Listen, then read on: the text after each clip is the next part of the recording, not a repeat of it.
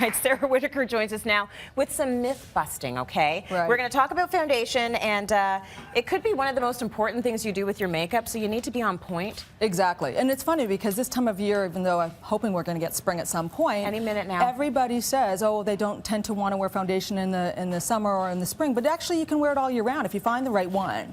Absolutely. So there's a few things that you want to be able to do. So myth number one, when choosing foundation, your first consideration should be finding the correct shade. That sounds like it would be true to me. Well, it's actually false. Okay. It is a part of it, but it's not the most important component. The most important component is finding one that fits your skin.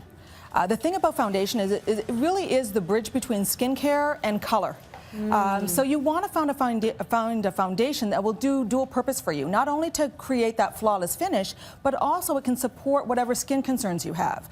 I mean, foundations have come a long way. You can get foundations that will, if you are using a serum for anti-aging, you can find a foundation that will help to support, softening the looks of fine lines from a treatment perspective as well as from a coverage perspective. Same thing with acne, same thing with uneven pigmentation. So look for what your skin type is, as well as what formulation would suit your lifestyle, and then go for color.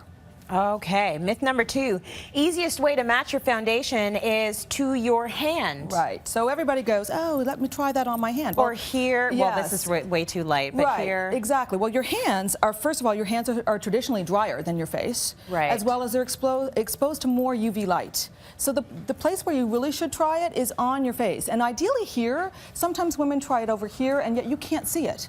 And so when you're choosing, you should always try one or two shades, 2 or 3 actually is best, and then look at it and see which one disappears, and that's the one that is the correct shade for you. And even if you try one on and you think, oh, that's perfect, try another one just to be sure. Okay, so you will leave the place looking like a Picasso painting. Not necessarily, no.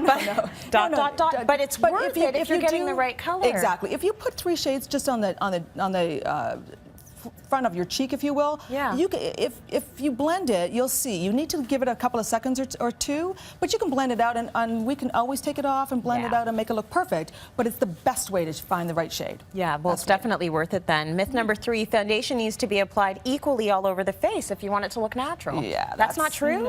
No. That's how you create the mask, is what sometimes you need to consider where do you need the most coverage. So often that tends to be the center panel of the face, and you can blend it outwards. If you have any acne scarring out through here, that's maybe where you're going to have more coverage. Yeah. But it's not, all parts of your face are not created equal. And you do want to make sure that your skin shows through, because it is about enhancing your skin, not necessarily covering it up. Got it. You're not looking for the mask. No. Myth number 4, once you find your perfect foundation shade, then stick with it. How is that not true? Yeah, often we tend to marry ourselves to one shade of foundation, and the reality is your skin tone, your skin type can change throughout the year. The shade that you wear in the middle of February is not going to be the best shade in the middle of August. Oh, that's true. So one of the things that most companies, including Clinique, will give you a sample of a new foundation to try. So if you love one and you're not really willing to experiment, then go, try one. And there's different formats: liquid, compacts, powders. So you've got options to evolve with you. Okay, so that when you get that tan, you've got the foundation that matches the Exactly, tan. Or if your skin changes, you've got the foundation that changes with you. Okay, good points. Thank you, Sara. Let's go to break. We've got more coming up. Stay with us. Very interesting.